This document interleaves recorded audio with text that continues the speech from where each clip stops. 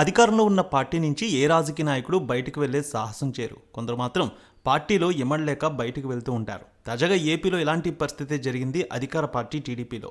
అధికార పార్టీ టీడీపీకి అన్నమయ్య జిల్లాలో ఒక బిగ్ షాక్ తగిలింది. 2024 ఎన్నికల్లో టీడీపీ నుంచి పోటీ చేసి ఓటమి పాలైన సుగవాసి బాలసుబ్రహ్మణ్యం టీడీపీకి రాజీనామా చేస్తున్నట్టు ప్రకటించారు.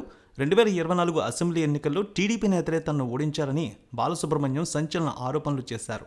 తమకు పార్టీ ముఖ్యం కాదని కార్యకర్తలే ముఖ్యమంటూ బాలసుబ్రహ్మణ్యం సోదరుడు ప్రసాద్ బాబు కూడా తేల్చి చెప్పారు.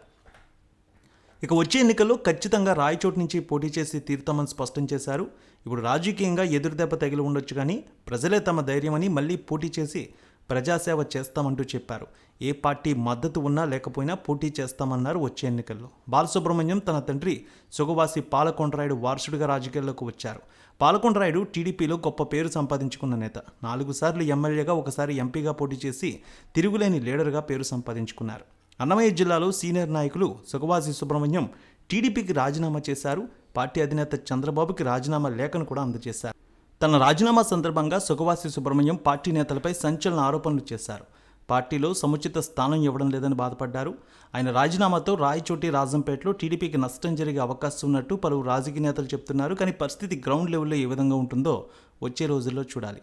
ఇక సుబ్రహ్మణ్యం మాట్లాడుతూ ప్రజల అభిప్రాయాలను గౌరవించి పార్టీకి తాను రాజీనామా చేశాను. రాజీనామా నిర్ణయం ఈరోజు తీసుకుంది కాదు. సుమారు 5-6 నెలల నుంచే దీనిపై ప్రజల అభిప్రాయాలు సేకరించాను. భవిష్యత్తులో ప్రజాస్వామ్య పద్ధతిలోనే ప్రజలకు మేలు చేసేందుకు రాజకీయాల్లో కొనసాగుతాను.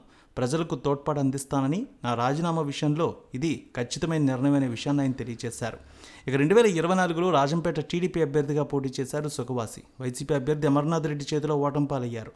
అయితే రాయచోటి టికెట్ ఆశించారు ఆయన. చివరికి తనను బలవంతంగా అధిష్టానం రాజంపేటలో పోటీకి నిలిపిందని గతంలోనే సుగవాసి అసంతృప్తి వ్యక్తం చేశారు. తన ఓటమికి సొంత పార్టీ నేతలే కారణమని ఆయన చేసిన బహిరంగ వ్యాఖ్యలు అధిష్టానం దృష్టికి కూడా వెళ్ళాయి. ఒక మంత్రితో ఆయనకి పొసగడం లేదని పెద్ద ఎత్తున చర్చ జరిగింది. అయితే పార్టీలో గెలుపు ఓటములు సహజం.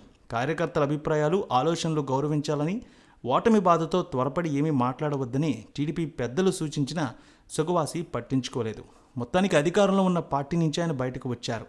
ఇప్పుడు ఇదే పెద్ద ఎత్తున చర్చకు కారణమవుతోంది. మరి త్వరలో ఆయన ఏ రాజకీయ పార్టీలో చేరతారనేది కూడా ఒక చర్చ.